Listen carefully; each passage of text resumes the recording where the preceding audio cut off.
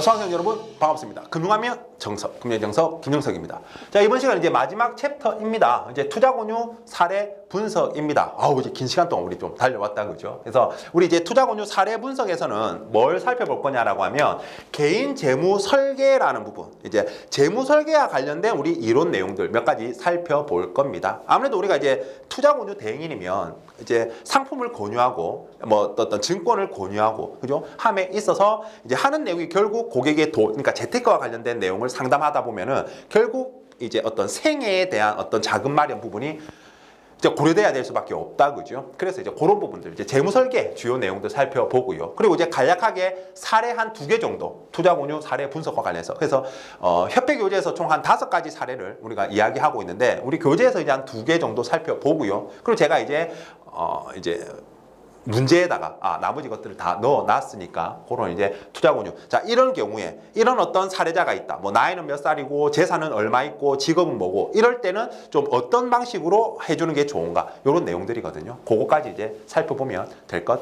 같습니다. 뭐 이것도 크게 많이 어렵지는 않은 내용이니까 바로 한번 시작해 보도록 하겠습니다. 그럼 먼저 우리가 재무 설계가 뭔지부터 한번 좀 살펴볼 텐데, 개념 보겠습니다. 그래서 개인 재무 설계라는 것은 개인이나 가계의 현재 재정 상태를 검토하고 개인이나 가계가 설정한 재무 목표를 달성하기 위해서 개인 및 가계의 재무적 및 비재무적 자원을 적절하게 관리하는 과정이다라고 되어 있습니다. 자, 계속 좀 읽어볼게요. 읽어보고 설명드릴게요. 자, 그리고 이제 재무 설계는 그래서 개인적 상황의 변화, 경제 환경의 변화, 생애 주기상의 변화 등을 고려하여 평생에 걸쳐 지속해서 이루어져야 한다라고 되어 있죠. 어떤 단기의 과정이다, 이런 틀린 표현입니다. 이거 제일 고쳐서 잘 내고요, 시험에. 즉, 재무 설계는 일단 계획이고 일생 동안의 과정이며 체계적인 접근과 전략을 필요로 한다라고 되어 있습니다. 자, 이게 무슨 이야기냐라고 하면 우리가 이제 생애 주기 곡선이라고 있죠. 일반적으로 자, 이게 예를 들어서 이제 지출 곡선이다 라고 하면, 우리가 이제 수입 곡선은 지출이려면 수입 곡선은 뭐 이런 식이죠. 이게 이제 수입 곡선입니다. 자, 이렇게 하면 이제 어떤 의미냐라고 했을 때, 우리가 일단 어리고 젊을 때는 뭐 거의 첫 취업해서 한 1, 2년 정도까지는 우리가 일단 지출이 더 많죠. 그죠? 지출이 더 많아요. 그리고 이제 그때 이후부터는 이제 수입이 더 많아. 그러면 이때 열심히 벌어가지고 요때 뭐 학자금 대출 받은 것도 갚아야 되고, 그죠? 나중에 노후자금, 나이 들어서는 이제 나이 들어서 또 이제 내가 은퇴하면 지출이 더 많아질 텐데, 이거 가지고 이거랑 이거를 커버해야 돼요. 우리 소위 인생 5대 자금이라고 하죠.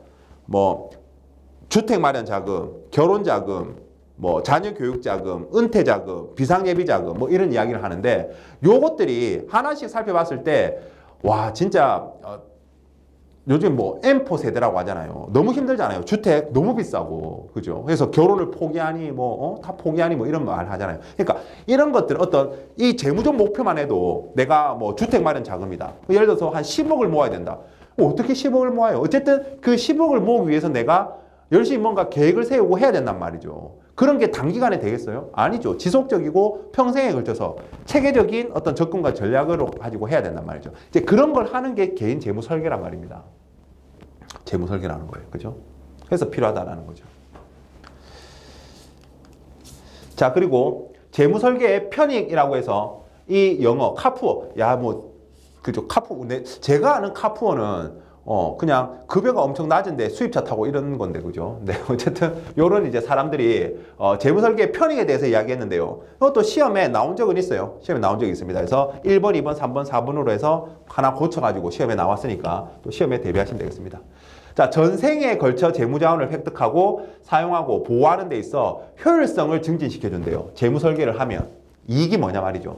효율성을 증진시켜준다. 그 다음에 과도한 채무 파산 혹은 경제적인 안정을 위해 타인에게 의존하는 것을 피하게 해줌으로써 자신의 재정 문제를 통제할 수 있는 힘을 키워준다. 재무 설계를 하면. 그렇죠. 내가 미리 계획하는 거니까 그런 거에 대비해서. 그래서 이제 소비는 현명한 소비를 해서 저축은 얼마 하고 투자는 얼마 하고 이런 식으로 하는 거니까. 보험은 어떻게 가입하고, 그죠? 그다음에 잘 계획하고 효과적인 의사소통을 통해서 재무 의사결정을 하게 함으로써 대인관계를 증진시켜준다. 그다음에 미래를 예측하고 지출을 예견하며 개인의 경제적인 목표를 달성함으로써 금전적인 불안을 제거시킬 수 있다. 사실 이거 좀 크죠, 그죠? 목적이 크다. 어쨌든 요 네 가지 뭐 어려운 말 아니죠. 읽어놓으시면 되겠습니다. 자, 그럼 이제 또 시험에 잘 나오는 게 요 부분이다, 그죠? 요 부분은 어떻게 나오느냐? 두 개 구분하는 거. 요건 이제 FP 시험에서 사실 이 재무설계라는 내용은 FP 자체가 이제 파이낸스 플래닝, 그죠? 파이낸셜 플래닝, 재무 설계잖아요, 그죠? 그래서 그런 데 잘 나오는 건데 우리는 맛만 보는 거예요, 맛만 보는 거. 거기서 이제 그쪽에서도 시험 문제 잘 나오는 게 두 개 구분하는 거거든요. 그래서 먼저 이제 개인 재무 설계의 필요성 먼저 제 앞에 있으니까 한번 살펴보면 필요성. 왜 필요하냐, 개인 재무 설계가? 우리가 말하는 생활 양식을 달성할 수 있다. 나는 좀 이렇게 좀 갖추어서 약간 나는 아파트에, 그죠? 서울에 있는 아파트에 뭐 이렇게 해서 좀 잘 살고 싶은데, 아니 나는 뭐가 바다가 보이는 이런 아파트에 살고 싶은데 뭐 그런 거. 그다음에 생애 소비 만족의 극대화. 생애 소비 만족의 극대화. 효율적으로 재무 설계를 통해서 뭘 사고 이렇게 할 때, 그죠? 미래의 불확실성에 대한 대비. 그래서 여기서는 뭐 물가 상승이라든지 이자율 변동감 같은 거 뿐만 아니라 우리가 뭐 실업과 질병 이런 것들, 그죠? 이런 불확실성에 대한 대비. 그리고 이제 사회 경제적 환경의 변화에 대비한다라는 거죠, 역시. 그래서 금융자산이 증대하고 있고 지금 금융 자유화에 따른 금융 상품이 다양화되고 있고 평균 수명의 연장과 고령 사회로 진입하고 있는 상황에서, 그래서 우리가 소득 없이 살아있는 기간이 긴 상황에서, 그죠? 이런 사회 경제적 환경의 변화 때문에라도 개인 재무 설계가 필요하다. 그럼 이제 개인 재무 설계의 목표는 뭐냐? 소득과 부의 극대화, 효율적 소비의 실천, 재무 생활 만족의 발견. 이런 필요성을 이제 달성하는 게 목표다는 거죠. 한마디로 얘기하면 재무 안정감의 달성. 노후 대비를 위한 부의 축적. 그러니까 이런 게 필요하다, 이게 필요성이었다면 이거를 달성하는 것들이 목표다라는 겁니다. 달성하는 것들이 목표다. 그래서 좀 말장난 같지만 구분 좀 하실 수 있으시면 좋겠습니다. 이쪽에서 시험에 나오면 거의 이거밖에 나올 게 없어요. 아니면 이제 요거 설명 조금인데 그런 것도 쉽게 맞출 수 있습니다. 그래서 제가 그랬다고 하지 마십시오. 그래서 이건 뭐 앞글자만 좀 이렇게 따가지고 좀 책상에 좀 써놓고 딱 컨닝하고 이런 어쨌든 이제 컨닝하라고 한 게 아닙니다. 네. 필요성입니다. 자, 그리고 개인 재무 설계 목표를 달성하기 위한 주요 단계입니다. 전 생애에 걸친 완벽한 재무 설계를 해야 되는 거고, 자, 그리고 이거는 이제 연결하는 시험 문제 잘 나옵니다. 연결하는 시험 문제. 효율적인 수입과 지출의 관리는 뭐냐? 신용관리다. 개인 신용관리. 그리고 소득과 자산의 보호해야 되겠죠. 이거는 개인 위험관리다. 그 다음에 자산의 증대, 이건 이제 투자관리다. 라는 거죠. 그리고 노후 설계와 상속은 은퇴 설계 및 세금 관리다라는 거죠. 이렇게 연결하는 거. 바르게 연결되지 않은 것은 이런 것들 찾으시면 되겠습니다. 그래서 목표를 달성하기 위해서 요런 이제 단계별로, 그죠? 요런 관리를 한다라는 거죠. 자, 그럼 우리 재무설계 절차. 이건 뭐 순서대로 나열된 것은 으로도 나올 수 있고요. 가장 기본적으로. 아니면 각 이제 내용들 보시면 되겠습니다.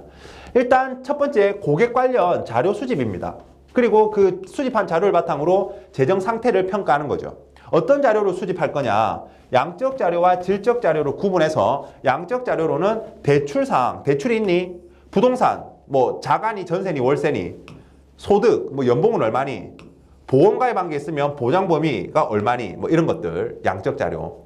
이제 질적 자료는 이 사람이 이제 위험 인내 수준, 위험을 얼마나 좋아하냐? 왜 위험을 좋아할수록 약간 고수익을 추구해 볼 수 있으니까. 그다음에 투자 상품에 대한 경험, 그다음에 생명보험에 대한 태도, 좋아하는지 안 좋아. 보험은 무조건 싫어하는 사람도 있잖아요, 그죠? 자, 그리고 이제 재정 상태 평가입니다. 그래서 요거 또 자료 수집도 이것도 구분해가지고 양적 자료와 질적 자료 구분해서 알아두시면 되겠습니다. 그 재정 상태 평가는 이제 자산 상태표, 우리 마치 이제 그 재무 상태표처럼 개인 자산 상태표, 자산과 부채와 이제 자본 이렇게 나눠가지고, 그죠? 해보고, 아니면은 개인 현금 수지 상태표, 수입과 지출, 그죠? 그래서 이 사람의 들어오는 돈, 나가는 돈을 딱 이렇게 한 1년이면 1년 이래가지고 해서 판단해 볼 수 있겠죠.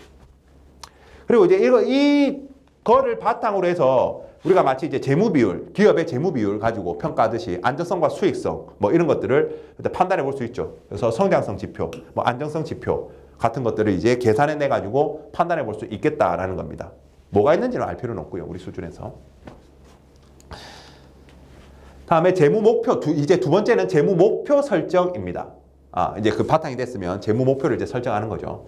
자, 그럼 이제 재무 목표는 당연한 이야기지만 현실적이고 구체적이어야 한다. 그리고 측정 가능한 용어로 기술되어져야 된다. 재무 목표는. 그래서 이제 뭐 나는 주택 마련, 아니면은 뭐 은퇴 자금 이렇게 그죠? 그래서 여러 개일 경우에는 우선순위를 결정한다. 그리고 거기에 취할 행동의 종류가 포함되어 있어야 된다. 자, 그리고 세 번째 단계가 이제 재무 목표 달성을 위한 대안을 모색하고 그 대안들을 평가해 보는 거죠. 그리고 이제 가장 좋은 걸 계획 실행한다라는 거죠. 그리고 이제 재평가와 수정해 보는 거다. 이 순서. 그러니까 처음이 정보 수집, 그 다음이 목표 설정, 그 다음은 뭐 쭉 하기 쉽다, 그죠? 자, 그 다음에 이제 은퇴 후 자산 관리입니다. 여기도 이제 한 문제 정도 잘 출제가 되죠. 은퇴 후 자산. 자, 은퇴라고 하면 하나만 핵심만. 어차피 이제 내가 돈을 더 이상 벌기가 힘들어. 제일 중요한 건 안전이다, 그죠? 안전. 그래서 운용 지침입니다. 은퇴 후 자산 관리의 운용 지침. 필요한 자금을 필요한 시기에 쓸 수 있도록 명확한 목표 의식을 가지고 자산을 배분한다. 그리고 안전성을 그래서 가장 먼저 고려한다, 그죠? 그래서 공격형 주식 투자 같은 고위험 투자를 하지 않는다. 요거 한다라고 하면 틀립니다, 그죠? 그다음에 유동성을 높인다. 그죠? 아까 내가 돈이 필요할 때마다 잘 찾아 쓸 수 있어야 될 거니까 연금 가치, 그죠? 이런 것들. 그래서 유동성을 높인다. 그리고 연금만으로 생활비가 부족할 경우 목돈이 있다면 월 이자 지급 시 상품에 예치하고 그 이자로 생활비에 보탠다. 그리고 보험 같은 것들 잘 활용해서 그죠? 또 보험 또 아프고 이러면 많은 돈 들어가니까 그때는 보험으로 딱 이렇게 할 수 있게끔 보험이 준비돼야 되겠죠. 이런 운용 지침들. 또 보면 자, 부채 같은 경우에는 시장 가치가 상승할 가능성이 있는 물건을 사거나 미래 소득의 향상을 위해 써야 하므로 부채를 최소화한다. 부채를 최소화한다. 일단 또 잘못되면 어떻게 갚을 겁니까, 그죠? 뭐 절세 상품을 활용하고 상속 계획은 미리 세우고 실행해라. 뭐 이런 이야기들입니다. 시험에 한 문제 정도 생각하시면 되겠어요. 자, 그러면 이제 우리 마지막으로 사례 분석하면 되겠는데 일단 우리가 이제 투자자 성향을 이제 분류하죠, 그죠? 우리 이제 투자군주 준칙에도 이런 부분들이 나와 있습니다. 그래서 보면 상품은 이제 우리가 초고위험, 고위험, 중위험, 저위험, 초저위험으로 분류하고 사람도 투자자도 안정형, 안정추구, 위험, 중립, 적극투자, 공격투자로 구분한다면 그죠? 초저위험 상품. 안정형은 요것만 가입할 수 있고, 그죠? 그리고 안정추구형은 저위험. 중위험, 중립형은 중위험까지. 적극투자형은 고위험까지. 공격투자형은 초고위험까지 다 가입할 수 있다. 뭐 이런 부분들을 충분히 아실 수 있으실 것 같고요. 다음 이제 금융투자 상품 위험 등급 분류인데요. 요거는 시험에 나온다라고 하면 그냥 한 문제 틀립시다, 그죠? 너무 이게 어떻게 다 외웁니까, 그죠? 하지만 이제 이건 참고로 제가 보여드리는데 일단 우리가 뭐 펀드 같은 경우에 해외 투자 펀드나 파생 상품 투자 펀드, 요 아이들은 초고위험이다라는 거. 부동산, 특별자산, 혼합자산까지, 그죠? 초고위험 펀드라는 거, 초고위험이라는 거 좀 봐두죠. 그러니까 그 말인 뜻은 공격 투자형 투자자한테만 권유할 수 있는 거겠죠, 그죠? 그렇게 보시면 되고. 그리고 다른 것들도 뭐 파생결합증권도 원금 비보장, 요 ELW 같은 경우에는 또 초고위험. 장외 파생 상품 당연히 초고위험이겠죠. 선물 옵션 마찬가지. 이런 파생 상품, 장내 파생 상품, 장외 파생 상품 다 초고위험. 회사채는 투기 등급의 회사채는 초고위험이다라는 거죠. 그죠? 뭐 한 이런 정도. 그리고 초저위험은 MMF 있네요. MMF. 초저위험 MMF. 그리고 국채, 채권은 국채라든지 지방채, 통화안정화증권, 통한채, 특수채, 보증채, RP 이런 것들은 뭐 초저위험이랍니다. 중간은 모르겠어요. 중간은 모르겠고, 그죠? 어쨌든 이거는 뭐 시험에 나온다기보다는 이렇게 분류를 한다라고 샘플을 보여드리는 겁니다, 그죠?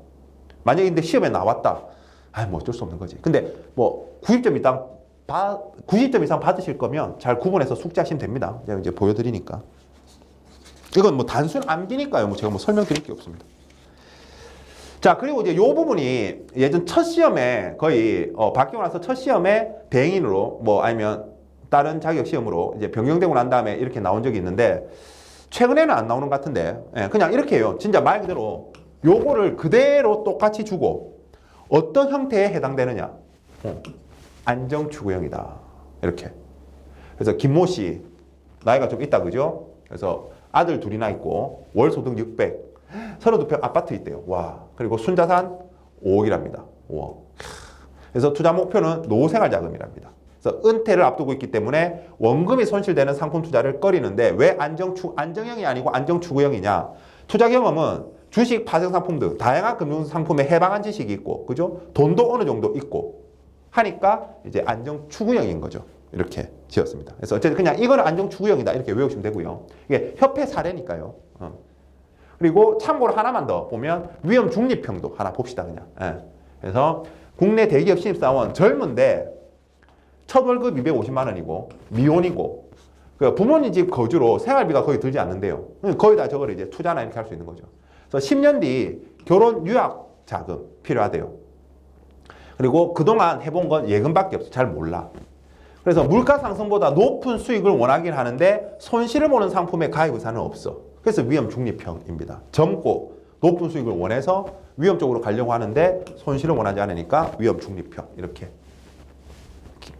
분류했다라고 보시면 되겠습니다. 그래서 그냥 다른 거 아니고 여기서는 제가 두 개를 보여드린 이유는 요 문구가 나오면 요 형태다. 아까 방금 그 문구가 나오면 안정추구형이다. 이거를 맞추라는 부분입니다. 자, 이렇게 하면 이제 투자 권유 사례 분석까지 다 살펴봤네요. 그래서 이렇게 하면 네, 끝났습니다. 마무리할게요.